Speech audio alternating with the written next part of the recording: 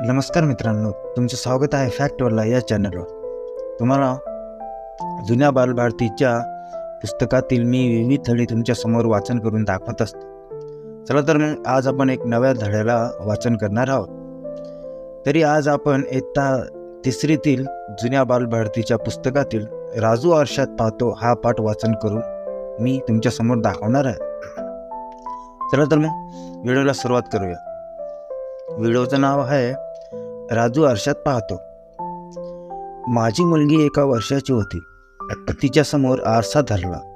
स्वतःच्या प्रतिबिंबाकडे ती पाहतच राहिली। तिला कडेवर घेऊन आरशासमोर नेले।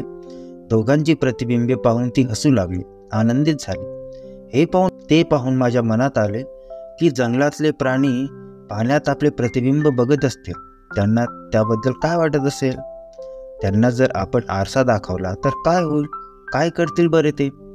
घरी पाळलेल्या प्राण्यांपैकी आरशात बघून कोण कसे वागेल याची खरोखरच मला खूप उत्सुकता लागली।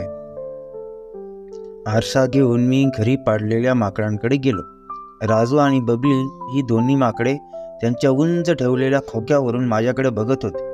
मी जवळ गेलो आणि एकदम आरसा राजूच्या समोर धरला।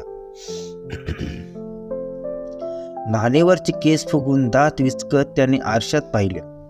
आरशातील माकड दात विचकत आहे हे पाहिल्यावर तो चांगलाच घाबरला आणि बबलीच्या अंगावर ओरडत धावला। बबली आरशाकडे येऊ लागली। तिला राजूने मागे ओढले, मग परत हळूच वळून आरशात पाहू लागला। स्वतःला बघून तो झटकन दुसरीकडे बघत होता, पण आरशात पाहण्याचा मोह टाळू शकत नव्हता। आरशात जरी दुसरी माकडे असली तरी ती चाल करून पुढे येत नाही हे पाहिल्यावर राजू थोडा धीट झाला।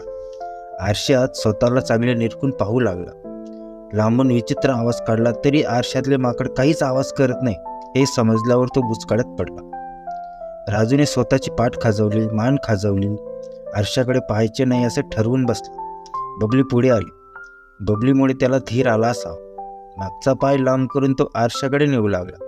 आरशातून एक पाय येताना पाहून झटक्यात त्याने पाय मागे घेतला। पुन्हा पाय मागे करत त्याने शेवटी एकदा पाय आरशाला लावला। पाय कोणी धरत नाही व काही चावत नाही हे त्याला कळले। त्याने तोंड जवळ नेऊन आरशाचा वास घेतला।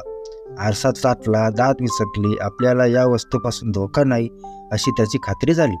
मग त्याने आरसा हातात घेतला, दोन्ही हातांनी धरून दूर केला, परत जवळ आणला, समोर धरला। स्वतःला पाहत एका हाताने आरशाच्या मागे कोणी आहे का म्हणून चाचपून पाहिले। शेवटी आरसा उलटा करून मागे कोणी नाही याची